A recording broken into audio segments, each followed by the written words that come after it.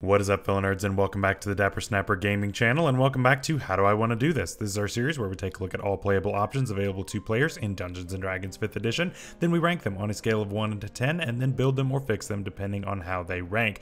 Now today we are building a Dreams Druid, and boy have I got a fun build for you today. We are taking this one off the rails to make the ultimate Fey Master, and I think that you all are going to really like this one. So if you're new to the channel, make sure to subscribe and make sure to click the like button down below. It really helps us out. Of course, as you can see here, most people who watch this channel are actually not subscribed, so please don't be one of those people. Help us to reach our goal of 2,000 by the end of this year. I think we can do it, but I need your help. And then click the bell so you're notified when new videos are uploaded, and then share the video with your friends.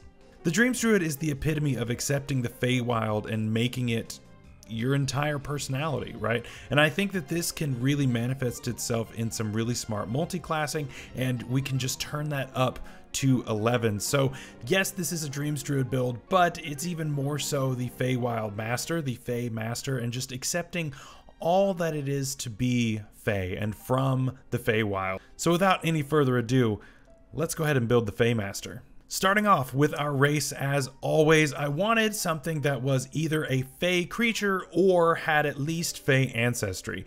It doesn't make a whole lot of sense for me to make a Fey Master and it's a variant human, right? That's kind of dumb. And I could have gone custom lineage and said that it's from the Feywild and blah, blah, blah, blah, blah. That's cheating, right? I don't think that counts. So I had to go with something that either had Fey ancestry or was Fey. And so I ended up deciding on the Goblin from the Monsters of the Multiverse.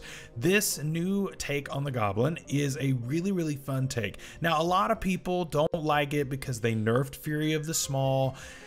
I mean, come on, we're not going to be that huge of a damage dealer anyway, so I mean, Fury of the Small isn't going to be a huge deal that it was nerfed. It's a nice bit of extra little damage here and there when we need it, but I mean, ultimately, I don't really care, but we do get Fey Ancestry, which is always fantastic to get. It's an absolutely amazing feature.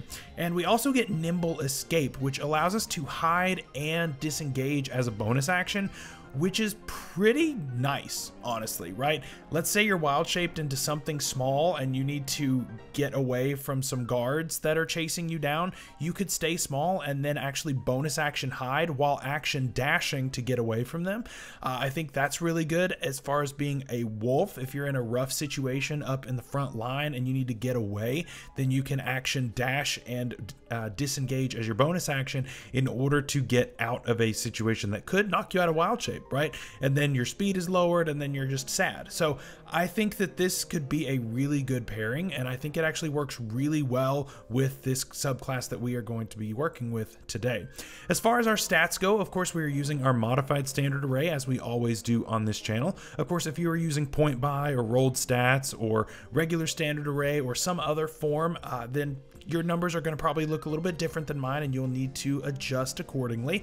Just know that whatever I put as a high priority, that's what you should prioritize, and then whatever goes at the bottom, I probably don't care about and you don't need it. So this build is a little bit mad, multiple ability score dependent, so we are having to boost several stats that we don't really necessarily want to, but we have to.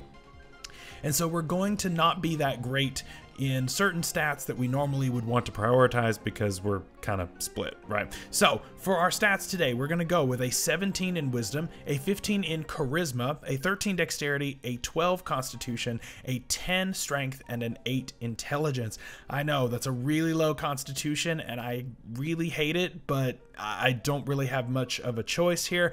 As far as our bonuses from our racial, we're just going to put our 3+1s into our top 3, making an 18, 16, and 14 respectively. So that's going to help us out quite a bit. So we've now gotten a +2 in Dexterity. That's going to give us the maximum bonus that we can possibly get from our non-metal medium armor that we pick up at some point. So definitely be rushing to get that to help out your armor class a little bit. We're not going to have any more points to put into Dexterity, so sorry, we're barely going to have enough points to put into everything else. And Constitution is just kind of stuck at a 12, so I don't really have a great way of boosting it, but we will have a way of somewhat negating this effect later, and we'll come back to it when we get there. As far as equipment, like I said, some medium armor. Of course, we can't wear heavy armor, and we will not be able to at any point throughout this build. I would probably be looking throughout your career to find something that has a hard shell, whether it's dragon scales or an umber hulk or something like that, and see if you can make some armor out of that later on. For now, you're probably going to be rocking some light armor, some leather, maybe some studded leather, depending. But typically, you're not going to have any kind of metal, so it's a little bit more difficult for you to find some better armor, but you can do it. I believe in you. Then we can grab a shield here. This is optional, but I recommend it. I think it's really good to help out our AC. And then grab a quarterstaff for if you need to bonk somebody on the head, and of course a druidic focus. Those are always really nice to have. Let's start taking some levels now, though. At first level, we are going to be a Druid 1. We are going to be doing some pretty heavy multi-classing on this build, but I think that starting out Druid is actually our best bet. The other two classes that we're going to be multi-classing into actually give us less in means of armor proficiencies, and so this is actually a pretty good starting point. Neither of them really give us better saving throw proficiencies. We don't really get a whole lot of benefits for starting any other class than Druid. So I think Druid is our absolute best bet to start out with. So that's what we're going to do. We pick up Druidic and spellcasting here at level 1. So we have our secret language that we can make in sticks or in mud or in leaves, or you can speak it, whichever one you want to do. And only Druids really understand that, and it's really difficult for other people to figure out what it is that it is. So that's pretty cool. We also get spellcasting, of course, and I'm just going to name some of my favorites here for this build. Druidcraft is, of course, a fantastic spell that can do a bunch of different things, and we always love those. Guidance, can't leave home without guidance. Shillelagh, so that way your quarterstaff does a little bit more damage, and that way you don't necessarily need to have it two-handed in order to do that D8 dice. So that's really, really nice as well, and it's a bonus action cantrip, right? I talk about this a lot, but with Shillelagh, I would just talk to your DM and see if it's okay that you are casting Shillelagh every minute on the minute, because otherwise you're walking around, you're saying, hey, I cast Shillelagh, wait 1 minute, I cast Shillelagh, wait one, and that's just annoying, right? But it's reasonable to think that things like quarterstaff with Shillelagh and things like rocks with magic stone, you can do these over and over and over again, and your DM really shouldn't have to make you say that over and over and over again, because then it just gets annoying, right? So I would say your DM probably will just say, go ahead and cast it. I don't need to know. You're fine. Then also Thorn Whip. Thorn Whip is a fantastic spell for moving things around. It is a really, really reliable cantrip for doing a little bit of damage and for just forced movement, which we've talked about the effectiveness of forced movement on this channel before, and it's quite good, right? I really, really like that. For first level spells, we're gonna grab things like Absorb Elements, we're gonna grab Charm Person, Cure Wounds, Fairy Fire, Goodberry, Healing Word. All of those are really fantastic options. Most of them are for healing, but you've also got Fairy Fire in order to make it a lot easier for you and your allies to hit, which is always fantastic, right? At level 2, we're going to be a Druid 2. We're going to pick up Wild Shape here so we can turn into beasts, CR 1/4 and below, as long as they cannot fly or swim. Right now, a wolf is probably your best option, but it also depends on what you have seen out in the wild. So it really is dependent on what backstory you choose for your character. And like I've said in this series before, I'm not going to tell you how to play your character, how to role play it, how to make a background, how to do any of that, because that's up to you, right? I believe that any subclass and any build like this can be made fun and can be made flavorful, but that's up to you, right? This is all just the mechanical side. So we also get Wild Companion, which is an optional feature from Tasha's. So you can create a familiar for a number of hours equal to half your Druid level. That's really fantastic as well. So you could have it do flyby either on you or on your friends in order to give them advantage using the help action, which is really, really nice, as well as some nice scouting. We also get Balm of the Summer Court, which gives us an alternative way to heal that also will work while we are in Wild Shape. And this is really effective, right? We get a number of D6s equal to our Druid level. We can use a number of them equal to half our Druid level at once in order to heal as a bonus action. And it's got a range of 120 feet. That's really good, and that can be really, really useful. Of course, this can pop people up from 0 as well, so it can be kind of your turbocharged healing word that can work while you're a wolf, right? So your friend went down, you pop them up with Balm of the Summer's Court, and then you can attack with pack tactics if you've got your barbarian standing nearby. I think that's nice, and it allows you to be a lot more flexible while you're doing your regular Druid things. So that's really, really nice. At Druid 3, we don't get any features, but we do get second level spells.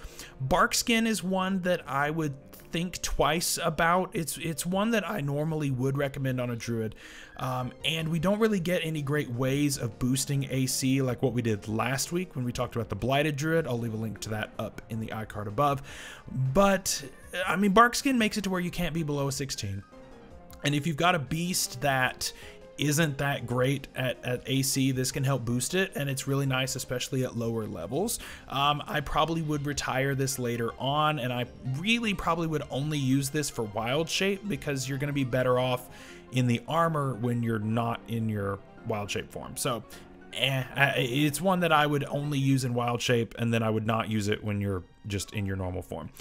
Enlarge Reduce is great. Of course, you can use that on yourself or on anybody else. It really nerfs someone who is a melee attacker trying to get you, or it helps out your fighter or you when you're in wild shape. It's all really, really good. Healing Spirit is actually not too bad on this build. Heat Metal, Hold Person, Lesser Restoration, Moonbeam, Pass Without Trace, and Spike Growth are all just classics of the Druid spell list. At Druid 4, we get an ASI or a feat, and I'm just going to go ahead and bump Wisdom. I really don't need feats on this build. There's only one feat that I'm going to take, and I'm just going to wait on taking it. I think I'm okay on feats, actually, which is a very strange statement for me. I really need the stats a lot more, and you're going to find yourself being a lot more effective by boosting your stats than worrying about boosting your features as far as feats go, because we're going to have plenty of features. Just you wait. We're about to blow this one wide open. We also get wild shape improvement here, so we can go up to a CR 1/2 now, and we can also swim, which is really, really nice. At Druid 5, we get no new features, but we do get third level spells, and we get Erupting Earth, Revivify, and Summon Fey. Now, I think that Summon Fey is actually really nice, and of course, it's flavorful because we are going to be the Fey Master. So why not summon some Fey, right? It makes a lot of sense to me. I think it's a really good one.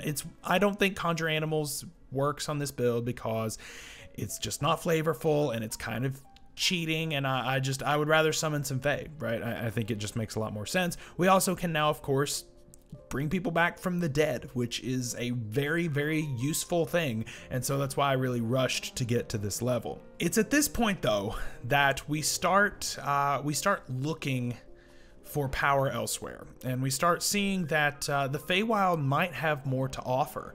If we look just a little bit deeper, a little bit closer, a little bit darker, and we're actually going to take some Warlock levels, which I know is strange, but I think it's going to be fun. I think we're going to like it here. So at level 1, we of course get Pact Magic, which is our version of spell casting. Of course, you are going to have separate spell slots that come back on a short rest as a Warlock, but they do not combine with your spell slots from Druid.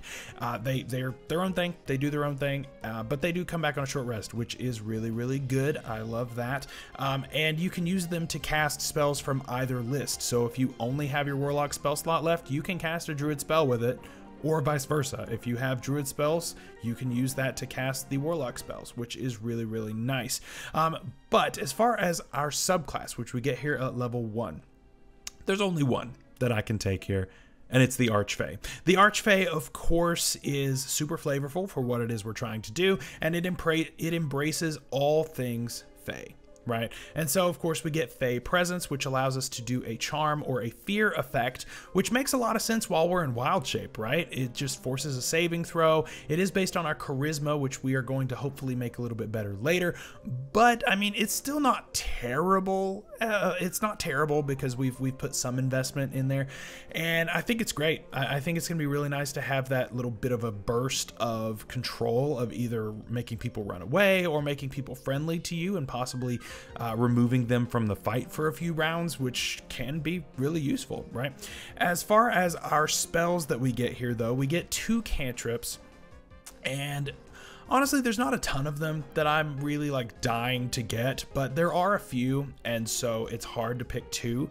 My two that I ended up going with are Booming Blade and Eldritch Blast. Booming Blade, of course, will combine with Shillelagh and work with your quarterstaff, so it can allow you to do a little bit of extra damage, and then of course you can bonus action disengage, and that way they're stuck standing there, and if they want to attack you, if they're a melee character, they have to move, and then they're going to take the extra damage. Of course, it has already scaled by now because we are level 6, so we are doing a little bit of extra damage on the hit, and we are doing extra damage when they move, which is really, really good. So I like that a lot. And of course, Eldritch Blast. You can't leave home without Eldritch Blast. It just gives us such a reliable option in order to deal extra damage.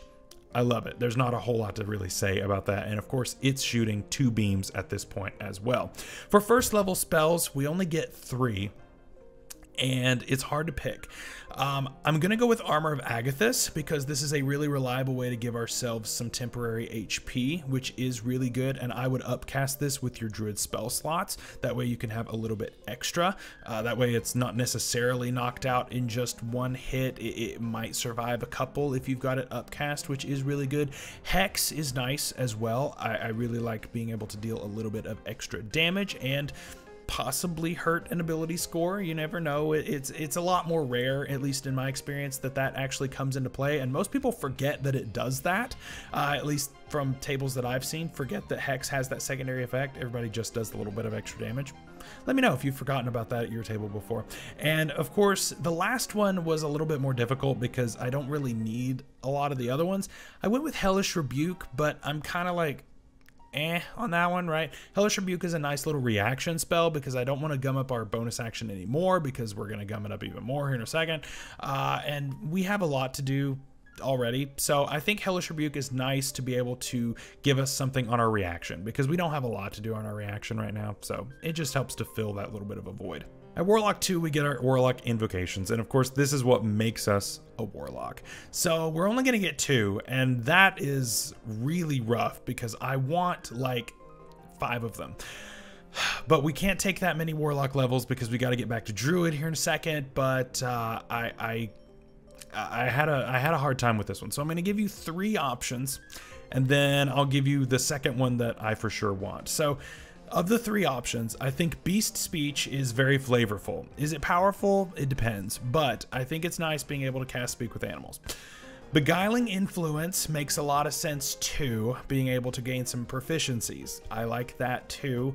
And Eldritch Sight is also really nice. I like all of those. I can understand taking any of those 3. So let me know in the comments which one you would take. And finally, though, the second option that I would take no matter what is Eldritch Mind. We need help with concentration. And this is probably our best way to get it. Otherwise, we have to waste a feat slot. And I don't know that I want to do that because I need the stats more. So yeah, I'm going to use it here. But I could totally understand taking something like Warcaster.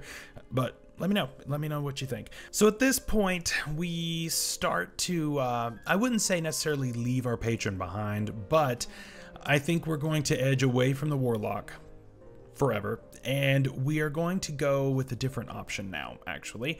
And we are going to refocus our talents and possibly just start working towards being the face of the party, even though it's late in life.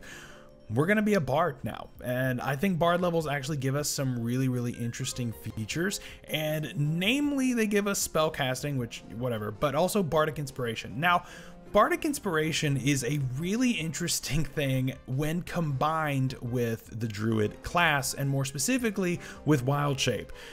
It says that you have to, weave beguiling words, but when you're a wolf and you're barking all over the place and howling, is that a beguiling word? Technically, probably not. So this is one to talk to your DM about as to whether or not you can technically cast your bardic inspiration on other people while in wild shape. I personally think that you can. Because it says you can use other class features and they can hear you do something. It's a little strange, but you could just say that it's your magic Fey powers that are allowing you to do it. But it's a different one. It's very interesting, but I would say you can. But talk to your DM, because your DM may not agree with that ruling. As far as cantrips go, things like Friends actually make sense.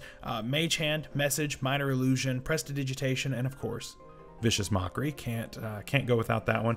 First level spells, Disguise Self is actually a great one for this. Dissonant Whispers, Silvery Barbs, I know everybody hates it, and Tasha's Hideous Laughter. You can't not have those. At Bard 2, of course, Jack of all trades, giving us a boost to all of our ability scores, which is great. Song of Rest at a D6, so we can boost our healing during a short rest, which is great, and Magical Inspiration, so we can of course add this on to our damage rolls and our healing, which is always a fantastic thing. At Bard 3, we get our subclass, and this is where I'm going to surprise absolutely no one and take the Glamour Bard, because of course we focus on the Fey magic. And this, of course, gives us some really awesome features for this. And I did kind of talk down on this subclass a little bit when I covered it on this channel. I'll put that up in the iCard above. But, I mean, for this, it works great. And I think it's a fantastic thing to have Mantle of Inspiration and Enthralling Performance. Mantle Inspiration especially is super helpful. Yes, it costs your Bardic Inspiration to do it, but it's really worth it, though, in my opinion. At least on this build, I think it's worth it. And then Enthralling Performance can be good, just depending, but I think it's not as good. And then, of course, we get Expertise as well, which I would probably put in Persuasion and or Deception, things like that. It makes a lot of sense here. And, of course, we get second level spells. Aid, Mirror Image, and Suggestion are all really good options. Aid especially, being able to up people's maximum HP is a fantastic thing, and Mirror Image could be a great thing to carry into Wild Shape with you. I personally love that spell, and I think it's a really good defensive option. At Bard 4, yeah, we're going 4 levels of Bard. We're going pretty deep into this.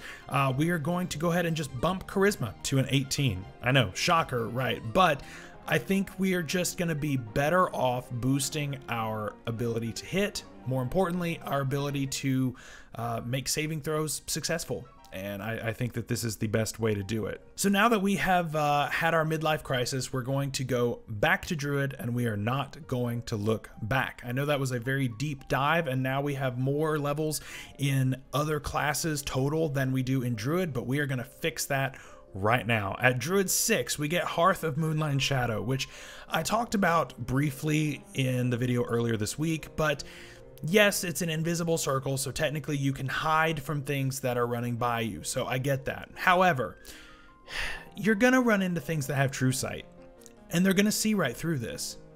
And so, like, it doesn't matter, right? I would much rather have Liamon's tiny hut, and so, okay, someone sees it, I don't care, because it's not like you can get in. So I would much rather have Liamon's tiny hut. I would rather rely on the wizard to do this, and I'm just gonna sit in the back and not worry about not having this feature. So it is what it is. At Druid 7, we get our 4th level spells, and of course Charm Monster, Dominate Beast, Fire Shield, Grasping Vine, Polymorph, and Wall of Fire are all fantastic options. At Druid 8, we get another ASI or feat, and you already know what I'm doing. I'm maxing out our Charisma, because that's just the best thing that we can do. It helps our Eldritch Blasts out.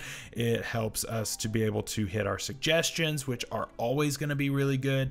It helps us with our social interactions. There's just so many things that we can use by doing that. And of course, we get our final Wild Shape improvement. We can now fly. Finally, it only took forever, but we got there, so good job. At Druid 9, we get no features, but we do get 5th level spells. Cone of Cold, Gesh. Gesh makes a lot of sense on this build, actually. I don't normally recommend it as one to take a lot, and it's not one that I would necessarily prepare every day, but I would definitely work more to get this one to work out, more than I would on other subclasses. So that's just me, but I think it's good for this subclass. And then Greater Restoration and Mass Cure Wounds, always fantastic. At Druid 10, we finally get Hidden Paths, which is an ability that I hated putting off. I really wanted to get this one earlier because of how good it is, but I really needed the other stuff to come online first, and waiting until 10th level to start multiclassing 6 levels, so going from 11 to 16 is not great. So I didn't want to do that. So Druid 11, we get our Conjure Fey, Heal, and Sunbeam. Technically, I think Summon Fey is probably better than Conjure Fey, but you know, it is what it is. At Druid 12, we get our final ASI or feat on this build, and I'm going to grab the Tough Feat because I'm probably not looking great on HP right now, at least going into these higher levels. Assuming that you have survived now that you're level 18, be happy with a bunch of extra HP. We've been a D8 hit die class the entire time, which does make things easier to keep track of, just where bards and warlocks are all the same. But I mean, we could be better off, right? And so the Tough Feat is going to help to bolster a lot of that, and that is going to be really fantastic here at late level. And then of course, Druid 13, no features, but Draconic Transformation is always a great one. Firestorm and Symbol are really, really good options to possibly bring as 7th level spells. But remember that we took only 2 levels of Warlock, so we have a 9th level spell slot. So we have the slots to do whatever we want with, so we're going to be upcasting some of these spells that get a lot of really good benefits from upcasting them. Finally, at Druid 14, level 20, we get Walker in Dreams, and I talked about how this can be a little bit situational depending. Being able to cast Dream, yeah, it makes a lot of sense, but the teleportation circle can be a little bit, it can be a little bit situational just because you've got to plan way ahead and know, okay, I long rested here, we're coming back here, everybody, you know, remember what you got to do, and then we're gonna end up taking an hour in order to get back instead of just casting teleportation circle as a ritual and then getting back a lot faster to an actual circle. So it opens your options, but it makes you a sitting duck possibly. And again, the argument of Hearth of Moonlight Shadow can make you invisible, not if somebody has True Sight. If you're sitting there for an hour and somebody with True Sight walks up to you and you're not ready, you're kind of screwed, and you would have wished that you had cast it faster and to an actual circle. So I think by the time you're level 20, you've probably found several teleportation circles. So use those. That's my recommendation. So that is it for today's build. Let me know what you think down in the comments below. It's definitely a different one, definitely a strange build, but I had some honorable mentions. I had some things that almost were, but did not end up coming to pass. So number one, of course, Cleric. Cleric makes a ton of sense because then I wouldn't have had to use Charisma, but the other clerics aren't as helpful as what I initially thought. At first, I thought, okay, this is an easy win, Life Cleric, right? Life Cleric makes so much sense because I can just deal a little bit of extra healing every time that I do some healing. It'll combine with my Balm of the Summer Court, and I can just heal people up all day long. It's going to be great. Except for the fact that it says the little word that it has to be a spell. And so Balm of Summer Court is not a spell, so we don't get the bonus from that. So I was like, okay, yes, it would still help our healing, which is good, but we only get the one feature that does healing, and it doesn't combine with that. So is it worth me taking a level of Cleric? Probably not. So I ended up going back to the drawing board. Okay, what would be a possibly better Cleric? The Grave Domain Cleric, because the Grave Domain doesn't actually care about whether or not it's a spell when you heal something when it is at 0 HP. So this is actually a very viable option, but I did a Grave Cleric last week, so I didn't want to do that. That's my reasoning. But Grave Cleric actually would work really nice. Balm of the Summer Court would heal for the maximum amount of healing if someone is at 0 HP. So that can be really good, especially at high level. I mean, think about that. You are spending 10d6. That's 60 hit points at level 20 for free, just by using your feature, and then you could actually do that again, which is really, really nice if somebody goes down. That's pretty handy, honestly. That's much better than Healing Word, because you can be in wild shape and do that. You can just not be in wild shape and do that. That's much better than Healing Word, and that scales really well, honestly. So that's very viable. I really think that that's worth exploring for sure. I also considered Sorcerer, because Quicken Spell would be really nice.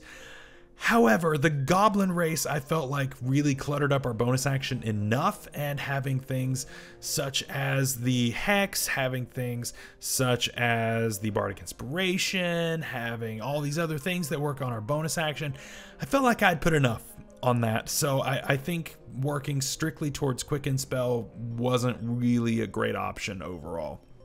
As far as other races, I had a few. Number one, the Kalashtar. The Kalashtar, of course, are based on dreams, and so that makes a ton of sense. However, mechanically speaking, they're a little bit underwhelming when it comes to this subclass. I have built using them before, and I think they are nice, but I don't think that they work as well on this subclass.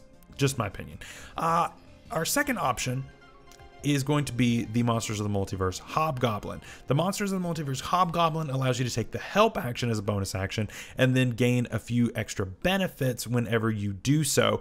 And that can also be really useful. I think that's really nice. That, of course, would work every time during Wild Shape. And so I can totally see why this could be viable. I personally like the ability to get out whenever we need to, because Wild Shape just leads to so many shenanigans, right? And the ability to get out of there with very few consequences is going to be more useful in my opinion, although the help action is incredibly good.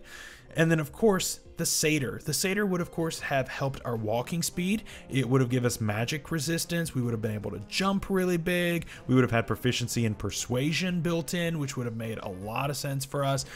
But ultimately, again, I think the extra mobility, a little bit of extra damage with Fury of the Small, which combined with our extra damage from our Wild Shape could have been really nice. Shillelagh tacked on.